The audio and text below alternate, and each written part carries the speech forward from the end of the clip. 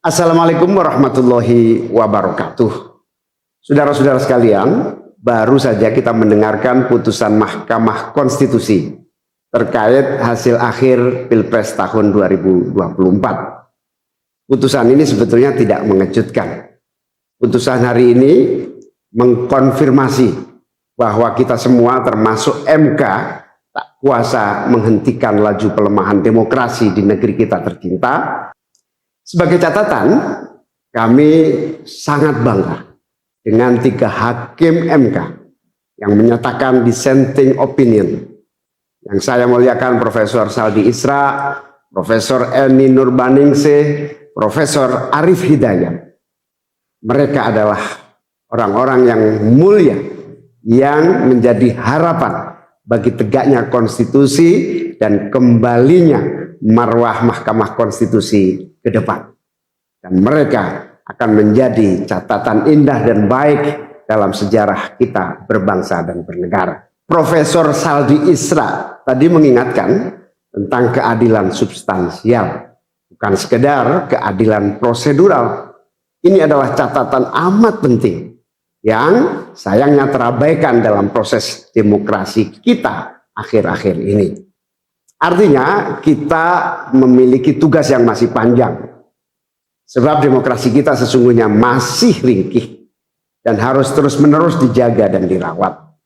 Namun kami masih menerima dan kita semua menghormati keputusan Mahkamah Konstitusi ini sebagai keputusan yang final dan mengikat. Saudara-saudara sekalian, perlu usaha kita semua untuk terus-menerus memperkuat demokrasi. Perlu sensitivitas kita semua untuk terus-menerus menjaga agar amanat reformasi tidak tergerus walaupun proses penggerusannya berjalan pelan-pelan, sedikit-sedikit yang seringkali membuat kita terlena.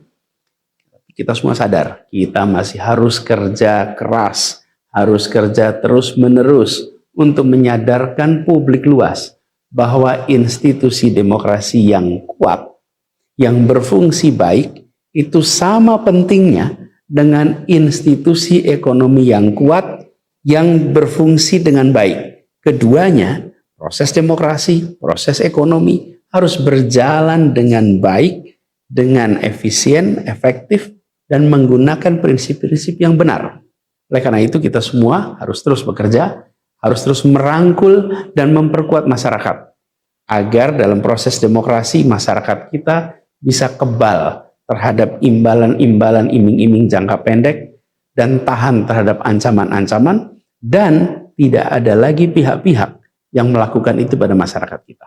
Saudara-saudara, atas alasan ini semua, kami akan terus berkomitmen terhadap gerakan perubahan dengan cita-cita jangka panjang, memperkuat pilar-pilar demokrasi, serta menghadirkan keadilan dan kemakmuran bagi semua dalam kesempatan apapun yang bisa kita raih di masa yang akan datang.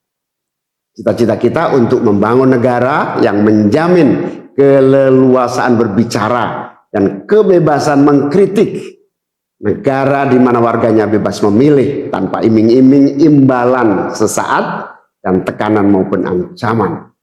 Ini tidak akan berhenti, kita harus terus berjuang bersama-sama. Namun saudara-saudara, kepada seluruh para pendukung yang telah menitipkan aspirasi perubahan kepada kami sebagai capres dan cawapres, kami harus sampaikan, disinilah ujung perjuangan konstitusional kita dalam Pilpres kali ini.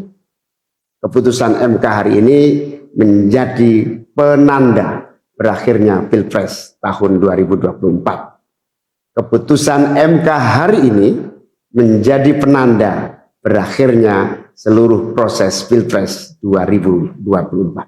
Saudara sekalian, salah satu prinsip demokrasi yang baik adalah peaceful transition of power. Perpindahan kewenangan yang berjalan dengan damai dari presiden petahana yang segera akan berakhir masa jabatannya kepada presiden terpilih. Dengan segala catatan tentang problematiknya proses Pilpres 2024 kali ini, kami berkomitmen untuk menjaga prinsip peaceful transition of power itu. Dan kami memilih untuk menjadi bagian yang terus menjaga, terus membangun mutu demokrasi di Indonesia. Oleh karena itu, pada hari ini kami menyatakan bahwa bagi kami proses Pilpres 2024 telah terlewati seluruh fasenya. Kami sampaikan kepada Pak Prabowo dan Pak Gibran, selamat menjalankan amanat konstitusi, selamat bekerja menunaikan harapan rakyat yang kini diembankan di atas pundak bapak-bapak berdua. Saya sempat berkali-kali ditanya pendapat pribadi tentang Pak Prabowo. Dan saya jawab, beliau adalah seorang patriot. Hari ini saya terus mempercayai sebagai seorang patriot. Beliau adalah seorang yang telah mengalami pendidikan modern sejak usia belia dan berasal dari keluarga intelektual yang amat terpandang. Maka Pak Prabowo tentu paham bahwa dalam demokrasi yang baik, menerima keberadaan oposisi sebagai partner dalam bernegara, menjaga keseimbangan dan independensi 3 cabang kekuasaan, yaitu eksekutif, legislatif, yudikatif. Lalu menjamin kebebasan media sebagai pilar keempat demokrasi, serta yang tidak kalah penting adalah menjaga kebebasan rakyat di dalam bersuara, di dalam mengungkapkan pendapat, di dalam berserikat berkumpul dalam sebuah proses demokrasi. Dan sebagai seorang patriot terdidik, saya percaya Pak Prabowo akan mengembalikan dan akan menjaga nilai-nilai demokrasi ini di masa-masa Indonesia ke depan. Saudara-saudara sekalian, dalam kesempatan ini izinkan kami menyampaikan rasa terima kasih sedalam-dalamnya kepada seluruh pihak yang telah membersamai perjuangan kami. Partai pengusung, Partai Nasdem, PKS, PKB, teman-teman Timnas Amin, teman-teman tim hukum nasional, seluruh teman-teman relawan, para ulama, para tokoh-tokoh agama, para pakar dan rekan-rekan media.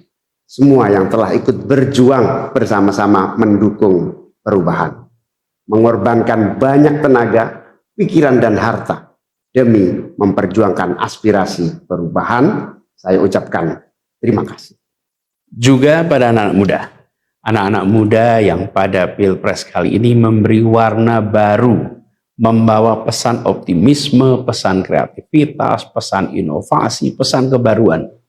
Terima kasih telah menjadikan Pilpres kali ini Pilpres yang menyenangkan, mencerahkan. Yang tidak kalah penting adalah mencerdaskan. Kampanye yang membuat kita mendapatkan perspektif baru tentang apa arah Indonesia ke depan. Dan itu kami berpesan kepada semua, melihat proses yang terjadi, proses politik sering nampak kotor dan berujung pada kecewaan. Tapi jangan sampai itu semua membuat kita berputus asa pada proses politik. Begitu banyak cita-cita besar yang dapat diperjuangkan melalui jalan politik. Bila saat ini kondisinya masih begitu mengecewakan, justru ini adalah tanda, ini adalah pengingat bahwa perlu semakin banyak dari kita semua yang mau berjuang di jalan politik. Ini adalah panggilan mereka-mereka yang berintegritas, yang menjunjung tinggi etika, yang memikirkan tentang masyarakat, tentang negara, tentang rakyat, untuk mau masuk di wilayah politik. Bawa kompetensinya, bawa integritasnya, dorong, jangan menyerah, dan jangan putus asa. Jalan perjuangan masih terbentang panjang. Sepanjang usia Republik ini masih terbentang jalan pengabdian untuk melakukan perubahan bagi keadilan, bagi kesejahteraan, bagi kemakmuran kita semua, dan itu dibutuhkan kemauan untuk mau terlibat di dalam proses politik.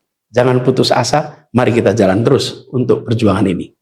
Teman-teman semua, marilah kita lanjutkan perjuangan, mengubah yang memang perlu diubah, melanjutkan perjuangan untuk memperbaiki apa yang memang perlu diperbaiki dalam berbagai kesempatan dan ruang yang tersedia di masa yang akan datang. Insya Allah, saya dan Mas Anies akan terus membersamai teman-teman semua di dalam memperjuangkan kebaikan dan perbaikan menuju Indonesia yang adil dan makmur untuk semua. Tetap semangat, jaga stamina, perjuangan masih panjang. Izinkan kami menyampaikan terima kasih. Terima kasih kepada semua. Semoga Allah SWT merahmati negara Republik Indonesia dan melindungi kita semua. Assalamualaikum warahmatullahi wabarakatuh.